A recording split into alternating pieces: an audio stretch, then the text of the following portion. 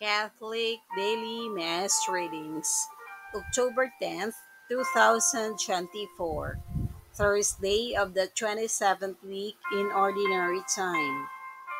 A reading from the letter of St. Paul to the Galatians. O stupid Galatians! Who has bewitched you, before whose eyes Jesus Christ was publicly portrayed as crucified? I want to learn only this from you. Did you receive the spirits from works of the law or from faith in what you heard? Are you so stupid? After beginning with the spirits, are you now ending with the flesh? Did you experience so many things in vain? If indeed it was in vain. Thus then, the one who supplies the Spirit to you and works mighty deeds among you, do so from works of the law or from faith in what you heard? The word of the Lord. Thanks be to God. Responsorial Psalm. Let our response be, Blessed be the Lord, the God of Israel. He has come to his people.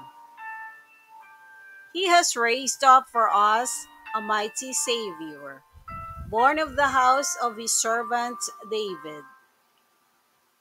Blessed be the Lord, the God of Israel. He has come to his people. Through his holy prophets, he promised of old that he would save us from our enemies, from the hands of all who hate us. Blessed be the Lord, the God of Israel. He has come to his people. He promised to show mercy to our fathers and to remember his holy covenant. Blessed be the Lord, the God of Israel. He has come to his people. This was the oath he swore to our father Abraham, to set us free from the hands of our enemies, free to worship him without fear, holy and righteous in his sight all the days of our life. Blessed be the Lord, the God of Israel. He has come to his people.